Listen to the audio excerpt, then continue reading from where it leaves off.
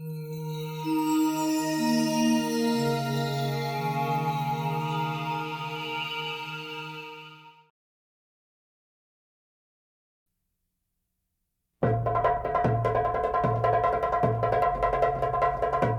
the biblical parable of the prodigal son, a young man goes astray and hits bottom before finding redemption by returning to his family. This doesn't seem the stuff of epics, but Hollywood thinks it knows better. In 1955, MGM released its latest entry in the biblical epic genre, The Prodigal. Movie goddess Lana Turner starred as Samara, the very blonde priestess of the pagan gods Baal and Astarte. Edmund Purdom co-starred as the nice Jewish boy who goes to the big city and becomes ensnared by her wiles. Does your faith not forbid you me? I say again to you, I'd give anything. For your goddess, nothing. Look at me, and know that whatever you give my goddess is nothing compared to what you will receive in return. Oh, Micah. Living up to its name, The Prodigal proved a prodigious waste of money, $5 million, which was never recovered at the box office. The Prodigal is typical of films based on stories from the Old Testament, except for one thing.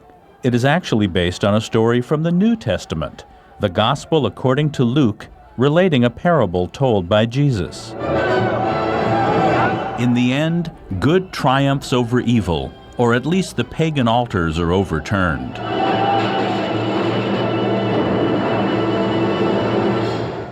Making movies based on the New Testament presented special challenges for Hollywood.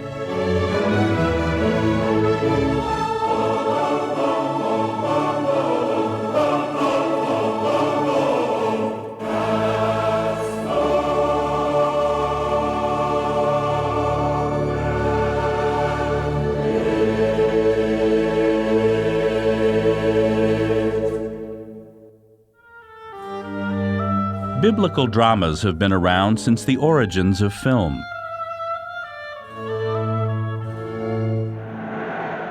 But the great golden age of biblical epics was the 1950s.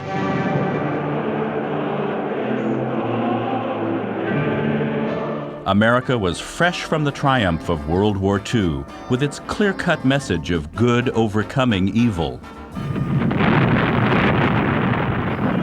America was also deep in the Cold War, in which the growing menace of communism threatened religious institutions.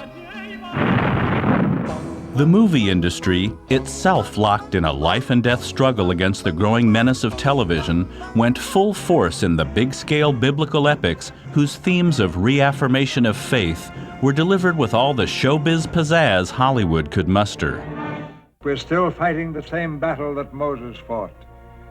Are men to be ruled by God's laws, or are they to be ruled by the whims of a dictator like Ramesses? Are men the property of the state, or are they free souls under God? All ready, sir. What action? It was as if Hollywood wanted to show those godless commies what the combination of faith and free enterprise was all about, while desperately trying to lure American audiences away from their TV sets with widescreen spectacles such as The Robe. The Robe was the first movie in CinemaScope. It was 1953, and 20th Century Fox was about to go under because of the inroads being made by the new medium, a relatively new medium of television. And of course, The Robe was an enormous success. Much of the Old Testament fell easily into the type of script Hollywood liked, with plenty of action, sword fighting and battles, liberating slaves and coveting neighbors' wives. Religious groups did not complain as much when the Old Testament was given the Hollywood treatment, but the New Testament was a different matter. Hollywood felt a need to take a more reverential approach, or risk offending more people than it entertained. This was especially true of the four Gospels, which tell the story of the life of Jesus Christ. Hollywood debated about how to depict Jesus on film, or whether to do it at all. The earliest screen appearances of Jesus were mostly cinematic versions of medieval passion plays. One of the first feature films about Jesus came about almost by chance. Calum, one of the leading American production companies of the time, would often send camera crews overseas to film in exotic locales. In 1913, Calum sent a production crew to the Middle East to shoot travelogue footage. Jean Gontier, one of the leading actresses for Calum, came along. She was inspired by the locales with their historical and religious connections. Why not use the opportunity to make a movie about the life of Christ using the actual locations in the Holy Land? Drawing from the Gospels, Gontier wrote the script and Calum proceeded to make From the Manger to the Cross. Gontier played the Virgin Mary. It was shot in Palestine, then still a province of Turkey. Other scenes were filmed in Egypt. It became one of the first American feature films. In fact, it was the only feature-length movie the Calum Company ever made. The public was impressed with the reverential treatment of the story of Christ. It was reissued with sound in 1938, long after films of that period were considered obsolete and old-fashioned. In fact, long after Calum had gone out of business. D.W. Griffith's epic film Intolerance told about the devastating effect of intolerance throughout history. One sequence told the story of Jesus Christ. Jesus teaches tolerance, as in the sequence where the adulteress is brought before him by a mob who asks that he pronounce punishment upon her. Of course, he is merciful.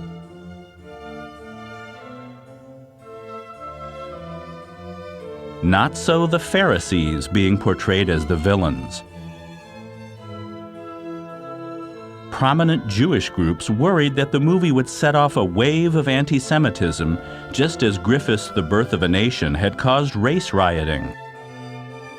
They pressured Griffith into changing the script during production. Roman soldiers abruptly became the persecutors and executioners of Jesus. The issue of who caused the death of Jesus would remain a hot topic in future movie depictions of the Christ story. In 1916, with the First World War raging in Europe, film pioneer Thomas Ince produced an anti-war movie, Civilization. Jesus was a central character in this film parable, calling for world peace. Civilization depicted a war between two mythical European nations. An officer, sickened by war's horrors, becomes literally possessed by the Spirit of Christ to preach peace to the people. Later, Christ leads a very Kaiser-like emperor on a tour of battlefields to show him the folly of his warring ways. Civilization proved a popular box office hit and critical sensation, that is, until the United States entered the war. Movies with the message of peace were suddenly deemed unpatriotic. A decade later, Hollywood had become the center of movie production. But Hollywood had also become synonymous with sin. Numerous scandals involving movie stars had church ministers denouncing Hollywood as the new Sodom.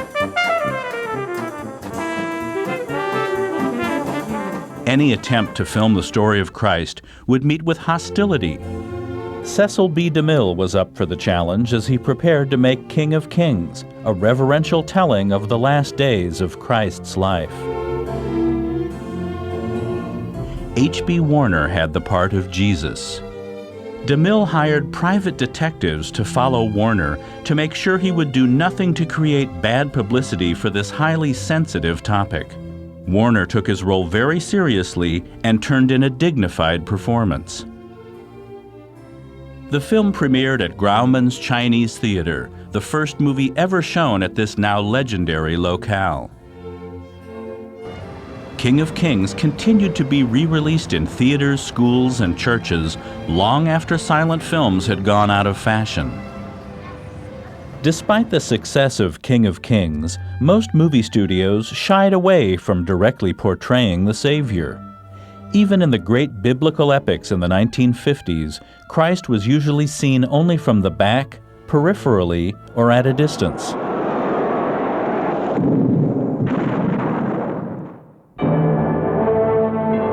By the 1960s, after 10 years of success with biblical epics, Hollywood was ready to tackle the story of Christ big time. King of Kings was remade in 1961, directed by Nicholas Ray. Filmed in Spain at great cost, it had a reverential depiction on an epic scale. Jeffrey Hunter played Jesus.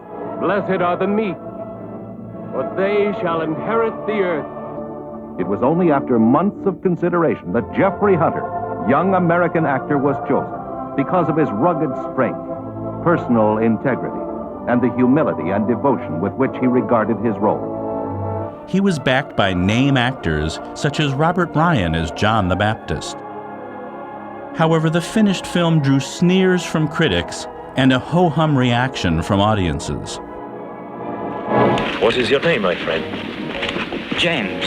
Little James. Just a few years later, there was another film about Jesus. Released in 1965, The Greatest Story Ever Told mixed over-the-top theatrics with a reverential depiction of Christ. Thank you. Swedish actor Max von Sydow was cast in the role of a blue-eyed Jesus. You have judged her rightly. She is guilty of adultery. The law calls for her to be stoned. Yes. Let him among you who is without sin cast the first stone.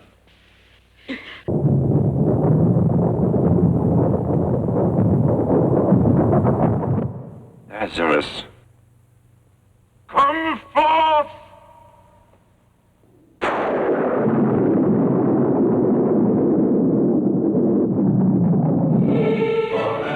What happened? Did you see? See? I'm Jesus of Nazareth. I saw it. I saw it with my own eyes. Lazarus was dead. Now, he's alive! It may have been the greatest story ever told, but it was told to nearly empty theaters.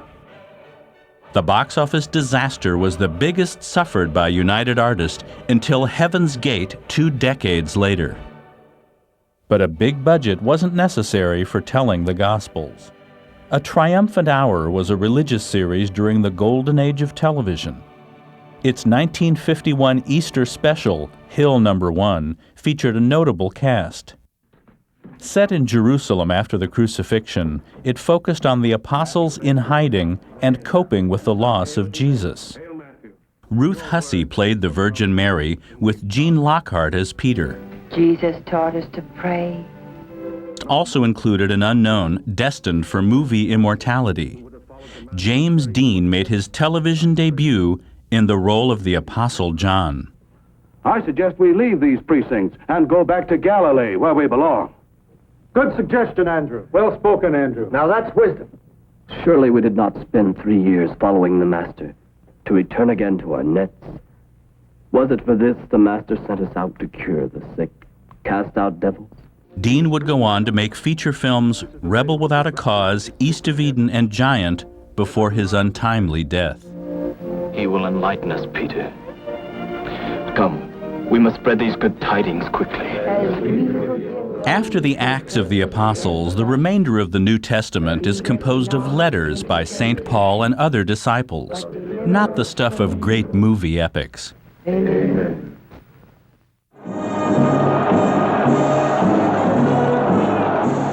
Nevertheless, Hollywood found fertile ground to make movies drawn from the New Testament by making movies based on novels drawn from the New Testament. Such is the case of Ben-Hur. Ben-Hur, of course, is not a biblical film. It's a fictional film in which Christ is a peripheral figure and the protagonist is converted at the foot of the cross. Ben-Hur, A Tale of the Christ, with its story of a Judean prince seeking revenge for his unjust imprisonment, was written by General Lew Wallace in 1880. The first movie version was made in 1907 without permission. Calum, which later made From the Manger to the Cross, filmed Ben-Hur without securing the rights to the novel. The resulting film was only 10 minutes long, so some of the finer points of the book were lost. Most of it focused on the chariot race, which was improvised on a beach in New Jersey, with Roman-costumed firemen driving makeshift chariots drawn by their fire engine horses. It must rank as the least exciting chariot race ever filmed, but the movie made history in another way. It attracted the attention of Lew Wallace's estate, which sued Calum for copyright infringement. In 1911, Calum paid a penalty of $20,000 in a court case that established legal precedents for motion pictures using copyrighted material for screenplays. The story of Christ got lost in the shuffle. In 1922, Hollywood was ready to film the story again. Goldwyn Pictures started the project, determined to make the ultimate epic. Filming began in Italy, where the production quickly ran out of control and over budget. When Goldwyn merged with two other movie companies to become Metro-Goldwyn-Mayer, the new management took one look at the troubled production and fired the star, the writer, and the director. After considering several stars for the role of Ben-Hur, including Rudolph Valentino, Mexican actor Ramon Navarro was cast in the lead. Years later, Navarro discussed some of the hazards of filming. I was being dragged to the galleys, all chained, and we got to the oasis. I was extremely thirsty and rushed to get some water, and a Roman soldier picked me by the hair and threw me right back. They were not sure whether they were going to take it in Technicolor or black and white. So they were taking it, the whole sequence, in both, black and white and Technicolor. We took the scene 36 times. And then the director said, "Another time, please." I said, "Nothing doing." I said, "You take your best 6 takes out of it, because I haven't enough hair to go around." Navarro had an even more unpleasant experience during the filming of the naval battle. They had the camera over an awning, started burning, and as soon as the hole was large enough, it revealed me on the mast. And I jumped through the burning hole to save Arion's life. I still have a few marks on my body of the burning. That's so. After the near disastrous filming of the sea battle, the production packed up and returned to Hollywood to complete filming in the comparative safety of the MGM backlot. But the thrilling chariot race proved perilous for all concerned. With movie stunt work still a new craft, the filming of the race became a bloody ordeal fraught with real accidents. Francis X. Bushman, who played the Roman Messala, told of the hazards he faced. Wrecks every day and horses killed, but you know that one incident sticks in my mind. They were taking a close-up with me, showing all the other chariots in the rear, don't you know? They had a racing car right in front of me. They had 2 cameras on the platform. And right behind me was a chariot, you understand, coming right at me. And down here was an Englishman, one of the assistant directors. He was directing the other chariots. And over here was a little Italian with a bucket of volcanic dust, and he threw the dust down, you know, because we had no horses up here. Well, all of a sudden, the motor missed, just enough to stay me a little bit, and these horses were all on my chariot. And here was this single tree with this big lion's head on it, right in this Englishman's face.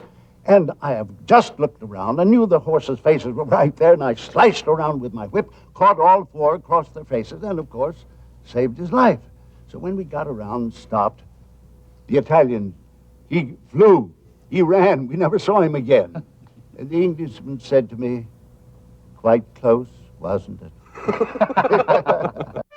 Ben-Hur cost $4 million, the most expensive production up to that time, and did not recoup its investment, but it did make movie history. It would be eclipsed by the 1959 version. William Wyler, an assistant director in the 1925 version, signed on as director. Many stars were considered for the role of Judah Ben-Hur, including Paul Newman, Rock Hudson, Marlon Brando, Burt Lancaster, and Kirk Douglas, before the part was awarded to Charlton Heston. Like its predecessor, the movie was filmed in Italy, despite all the risks involved. Careening toward bankruptcy, MGM gambled everything on this one picture.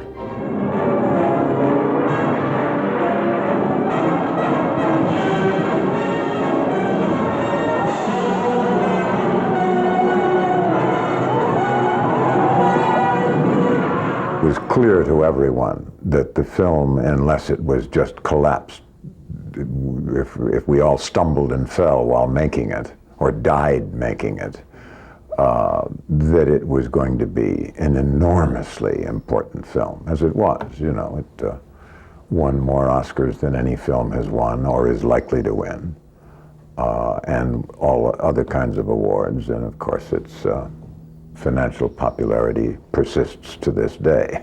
Ben-Hur finds that his yearning for revenge has washed away after witnessing Christ's martyrdom. Most people remember the chariot race more.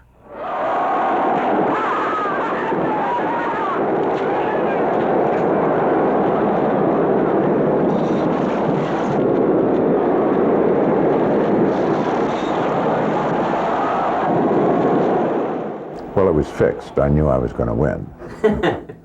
And it's like anything else. If you have to learn to do something physical that you don't know how to do, you must never wait till the picture starts. They do not have time then. And I went over 6 weeks before we started shooting to learn to drive the chariot, and Yakima Kanat taught me to be a modestly competent charioteer, and then he arranged for me to win the race. While staged with greater safety than the 1925 version, there were still risks to be faced in the chariot race, as recalled by Stephen Boyd, who played Masala. There was one particular point where I had to be dragged, and the company very kindly made a sort of a steel contraption that would give me some sort of protection around my stomach. And they naturally did a dry run on this just to see whether or not it would work or not.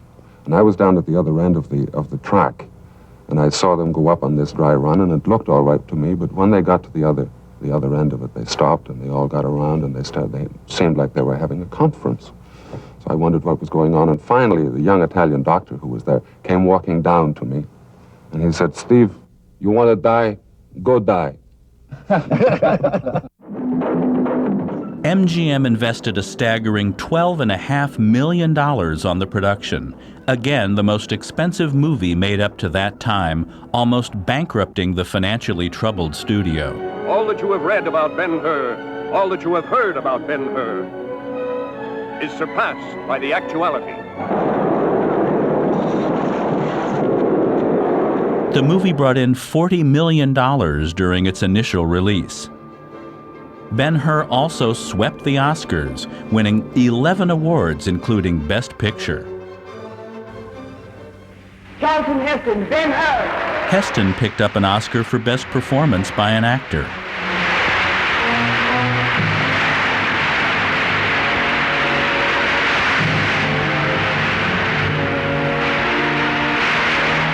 Hollywood likes stories such as these: the Roman Empire versus the early Christians, the might of the state versus the faith of the humble.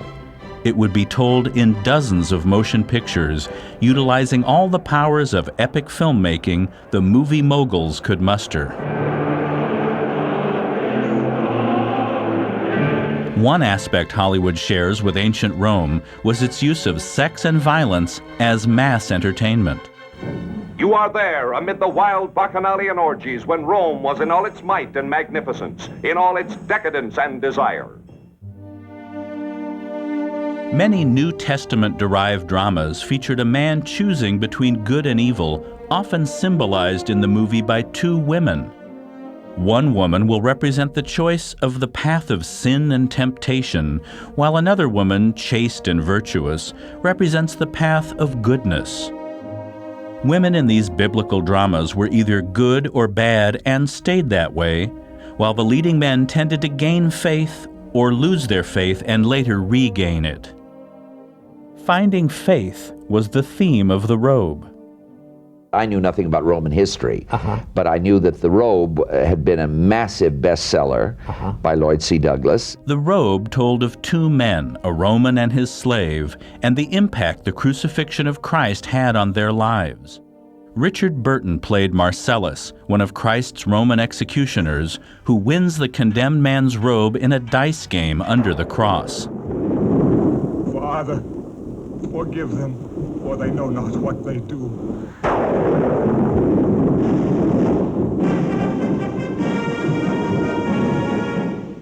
Victor Mature played Demetrius, a Greek slave who converts to the new religion of Christianity and becomes caretaker of the robe. It was for your sake that he died. Haunted by the death of Jesus, Marcellus believes the robe has bewitched him. But Marcellus falls for both Christianity and beautiful good girl Jean Simmons. I want to be your wife, whatever you believe. I'd marry you if I had to share you with 1,000 gods. Jay Robinson played Emperor Caligula. It's very challenging. I've always wanted to rise to a challenge, and of course, he was this very pure Roman tribune who converts to Christianity, and I am, of course, the mad, fiendish Caligula. Yes. So we had extraordinary scenes together. First in the slave market, the opening scene, and then, of course, later in the picture, he becomes a Christian, and I bring him to trial. A box office sensation, The Robe made so much money that Fox released a sequel the following year. Well, we did the sequel. So, I mean, today, if it were done, it would be called The Robe 2, I'm sure. The catchword for the publicity was, the phrase was, the movie that begins where the robe left off.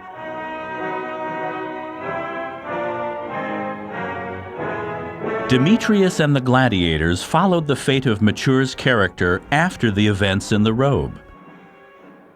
Condemned to the arena, Demetrius wins his gladiatorial bouts, but loses his faith.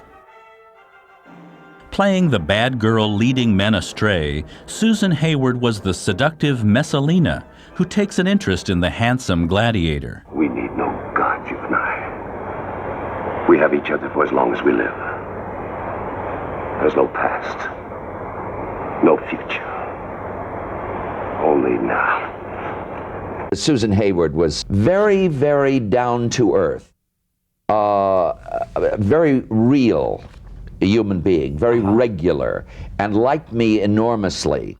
And I liked her, and she called me Emp for Emperor. So we got on, we had wonderful scenes together in the film, and really made me feel very good working with her. She knew what she wanted to do as Messalina, and we just clicked. We just, the wonderful scenes where I attempted to throttle her at one point, and sadistically played with her, and marvelous stuff with her. Demetrius later finds salvation through the faith of the good girl. I've had a terrible dream, Demetrius. I can't remember. Don't try to. And then it changed, and I saw Jesus, just as you described him. He stood there and smiled at us. Was it true? Did he really come? Yes, he came. Critics gave the film thumbs down, but audiences made it one of the top box office hits of 1954. Not all biblical films were winners. In 1955, Warner Brothers came out with The Silver Chalice, based on the best-selling novel by Thomas B. Costain. Paul Newman made his film debut in the role of Basil, a Greek sculptor hired to make a receptacle for the chalice that had been used at the Last Supper. Jack Palance played Simon the Magician, in league with anti-Christian activists. Must be crushed out of existence. I am told one such exists, a wine cup which he used. I charge you to find it and bring it to me, and together we will crush it. Now let me see those knives. Virginia Mayo co-starred as the bad girl leading Basil astray. Helen, I love you. You must leave Simon and come to Rome with me. I love you as I've never loved any other man. My scenes were mostly with Paul Newman, and they brought him out from New York to play Basil, this important young male role. And I did a test with him, and he was a little stiff. And this was a period picture, which was new for Paul. I don't think he ever did anything like that on stage. Basil must choose between the high life with the bad girl or converting to Christianity and getting the good girl. It would have been very easy, Deborah, when we were in the desert, to yield to the temptation to be your husband. I confess I was trying to take advantage of my last hour alone with you. But he still didn't, I think, grasp the idea of a period picture where he had to be more stylized. Well, we did another test, and then he was set for the role. And then we did the picture, and he still never cared for the role. He keeps panning it all the time as a thorn in his side. The film was a major box office flop, but Newman's career survived the debacle. Not true! Take this woman to the top of the tower and throw it off. Paul is too critical because he was just fine, as far as I could see. And handsome, you know, really handsome. I took a picture home to see my maid at home. She looked at it and she said, I never saw such a handsome man. Oh, so he was, you know, later became the hit of the age. Everybody's crazy about Paul Newman. The death of John the Baptist has been the subject of several films, but the focus is always on the stepdaughter of King Herod. Lives in sinful luxury. You will not say that of the Queen. Daughter of Herodias. The Gospels don't name her, but the chronicler Josephus identifies her as Salome. Oscar Wilde took this slender thread and wove a tale of the spoiled brat Salome, whose advances are spurned by the devout John. In revenge, she dances for her lustful stepfather to trick him into beheading the prophet. One of the first actresses to essay the role for the movies was the original cinema bad girl, the vamp star Theda Bara. She performed the dance of the Seven Veils in Salome, made in 1918. Sadly, this film is now lost. Acclaimed stage actress Alla Nazimova produced and starred in her own version of Oscar Wilde's tale. For audiences of the 1920s, it was a trip into bizarre avant-garde surrealism. Not surprisingly, the movie bombed at the box office. In 1953, Columbia Studios hopped on the biblical bandwagon with Salome, starring its reigning love goddess Rita Hayworth in the title role. It presented a traditional Hollywood all-star epic, but Columbia did not want their leading sex symbol to play a really bad girl. In a bizarre twist, Rita's good girl Salome dances trying to save the life of John the Baptist. I could open the gates and let the populace tear you apart, but that would make too quick an end. In 1988, the always bizarre filmmaker Ken Russell released his own take on the story, Salome's Last Dance. You will give me anything that I ask for, Tetrarch. Even if it's half my kingdom. It seems everyone loses their head when making a movie about Salome. on a silver platter. The persecution of early Christians became a popular theme in biblical novels and the movies they begat.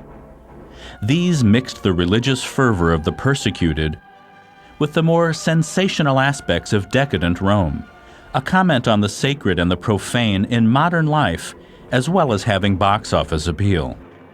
With sadistic glee, filmmakers depicted the persecutions, with Romans torturing both the Christians and the movie audience. Based on a Nobel Prize-winning novel by Henryk Sienkiewicz, Quo Vadis has been filmed many times. The first feature-length version was made in Italy in 1912. At an hour and a half, it dwarfed American movies of the era and was released in major theaters with audiences lining up to pay Broadway show ticket prices to see the epic. The Italians remade the film in 1924, frugally reusing a lot of footage from the original mega-production to save on costs. German actor Emil Jannings played the Mad Emperor Nero with gusto. There's something about the role of Nero which seems to send actors over the top. Cecil B. DeMille returned to epic making in 1932 with The Sign of the Cross, a Quo Vadis knockoff. Many elements were the same. Nero persecutes Christians to cover up his burning of Rome. Charles Laughton hammed up the role of Nero. Claudette Colbert played the carnal empress Poppaea, Nero's wife. She desires handsome Roman general Marcus, played by Frederick March. Marcus lusts after a devout Christian girl. He chooses to die with her, converting to Christianity just before chow time with the lions. In 1951, Quo Vadis was remade in grand style by MGM. Mervyn LeRoy directed, borrowing from DeMille's The Sign of the Cross. It had a Roman commander, played by Robert Taylor, lusting after a good Christian girl, played by Deborah Carr. A young Peter Ustinov had the role of the nutty Emperor Nero. Where's my God? I was more intense then because I was younger and I had never met Mervyn LeRoy before, and after all I was playing a major part in a huge motion picture which was in a way the pilot for all the other historical films which were to follow. And I thought I ought to have some sort of contact with this great director, and he was standing there with his cigar, a Cuban cigar in those days, and I said, "How do you want me to play this, Mr. LeRoy? Have you any ideas?" And he said, "Nero, son of a bitch." I said, yes, I agree with that. But anything else? "You know what he did to his mother?" I said, "Yes, I do." With Rome was burning in the background and a back projection, in the foreground there were braziers. There were my nostrils were black with these fumes. I had a crown on my head made of inferior metal, so there were green rivulets running into my eyes. And I was standing there with a harp, with a lyre, with a harpist from the American lady from the American Academy in Rome, sweet woman, who said, "Do whatever you like, I'll accompany, I'll follow you, don't worry." And it was like the beginning of a race, you know. She had her hand on the clutch, and she was ready to change all these gears you have to. She was charming. And I thought, my God, if they don't go soon, I'm going to ask them to open the gates and let it vent. It was boiling hot. Elderly actors were hiding the asthma that they had, provoked by all these, Rome burning away, and suddenly Mervyn LeRoy said, "Let me down!" And he disappeared in his crane under the battlements. I thought, oh, God, I can't. And suddenly the whole battlements began shaking, indicating somebody was climbing up the outside of them. I thought, and his head appeared with a cigar. He said, "Peter." I said, "Yes." "Don't forget, you're responsible for all this," indicating Rome burning.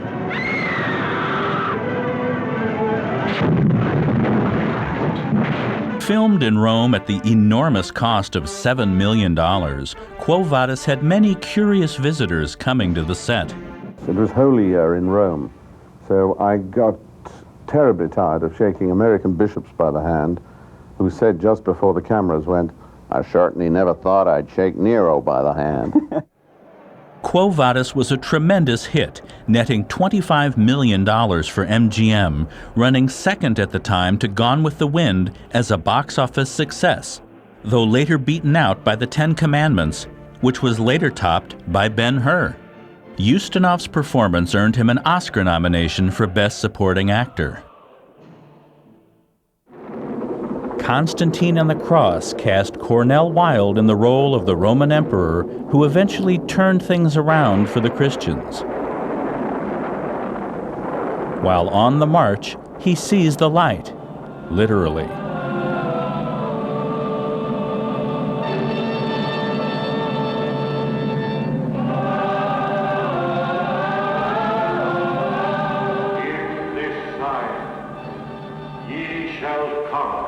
His vision of the cross leads him to victory and then to halting the persecution of Christians.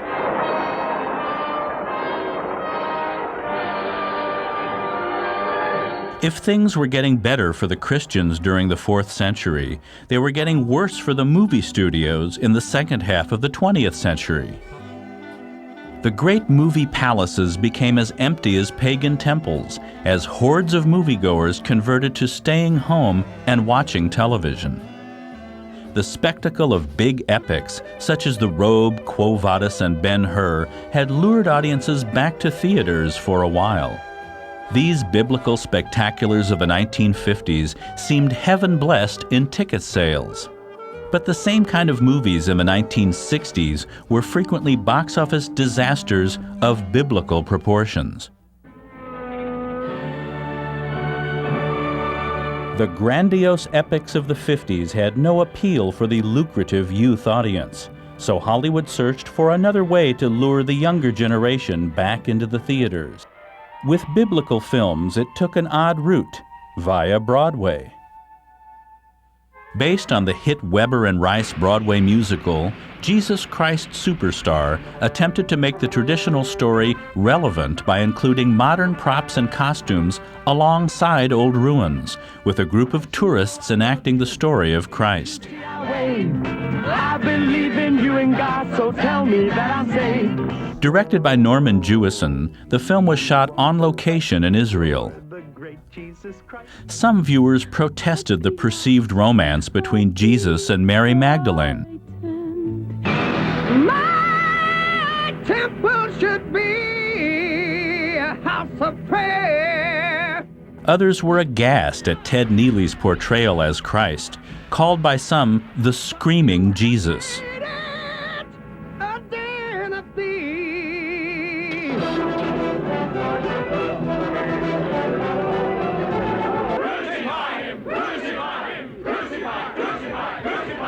And again, some were unhappy with the blaming of Jews for the death of Jesus.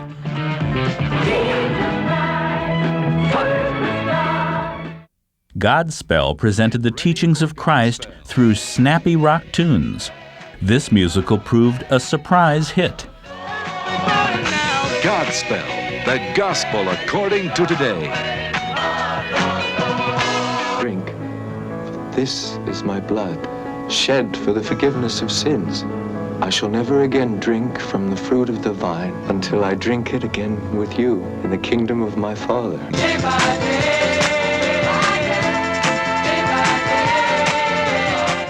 No wonder some saw Hollywood as one of the signs heralding the end time. I'm speaking to you today from the last battlefield on planet Earth.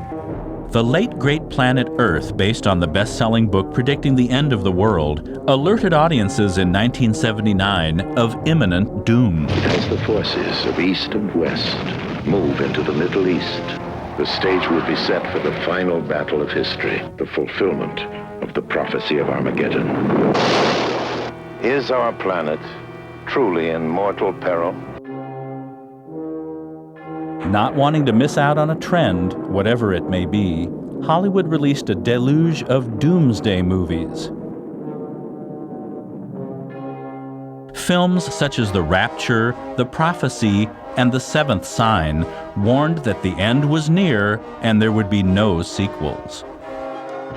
The Seventh Sign starred Demi Moore as a pregnant housewife who feels imperiled by a mysterious stranger speaking of biblical prophecy. I know what you're trying to do. It's time for you to know, Abby. In the 1999 film End of Days, Arnold Schwarzenegger is able to avert the collapse of everything by beating the devil himself as only the muscle-flexing action star can. Well, I think that this film, End of Days, has a very interesting message about good versus evil. And I think it's something that we all battle every day. And I think that here we see it visually on the screen in a big in a big action movie, in a supernatural thriller. We see it with a great story, and we see what happens when Satan returns. Not exactly as envisioned in Revelations, but Hollywood prefers happy endings. Or rather, Hollywood movers and shakers probably have personal reasons for wanting to postpone Judgment Day. Tinseltown also likes to go for laughs. The Life of Brian was the concoction of the famed Monty Python comedy troupe. Brian, a feckless Judean, is proclaimed the Messiah by a deluded mob. They think I'm the Messiah, Mom. I'm the Messiah! There's no Messiah in here. There's a mess all right, but no Messiah. What will they do to me? Oh, you'll probably get away with crucifixion. Crucifixion? Yeah, first offense. It was deemed blasphemous by some religious groups.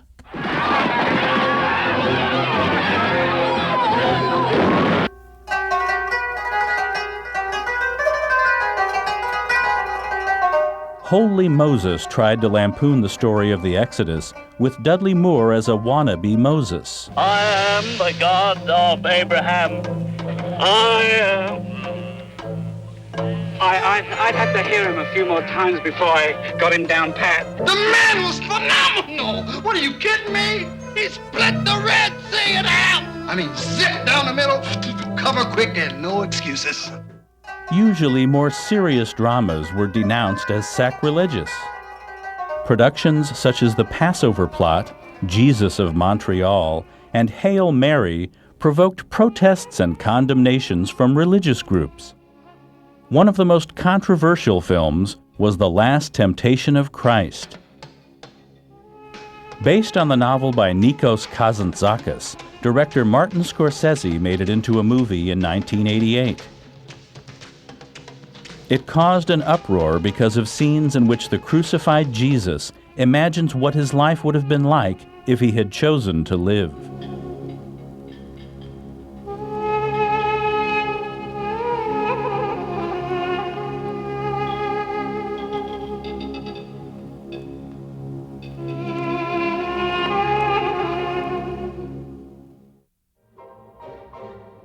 Mel Gibson's production, The Passion, detailed the last hours of Christ's life. Even before the film could be released, it drew fire because it once again blamed Jews for the death of Jesus. Gibson produced the film with his own money, but he found Hollywood less than eager to pick up this hot potato for distribution. I don't know. But when people talk of biblical films, they most often think of the epics of the 1950s, with the Bible presented as grandiose spectacle. But the days of big biblical epics are over.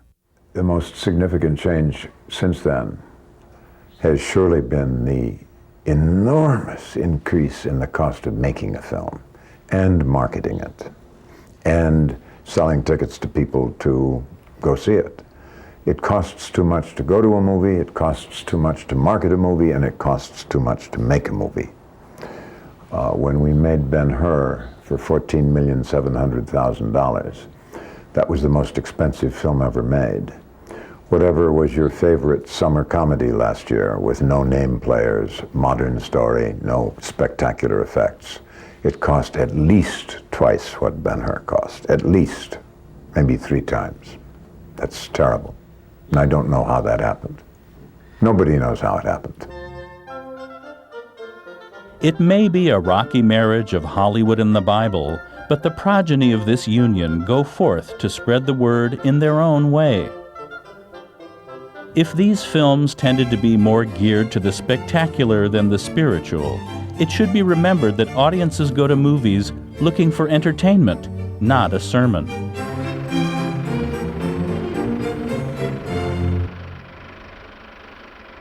You have to judge a film you've done on at least 3 different categories. Its commercial success, its creative success, and its significance as a role.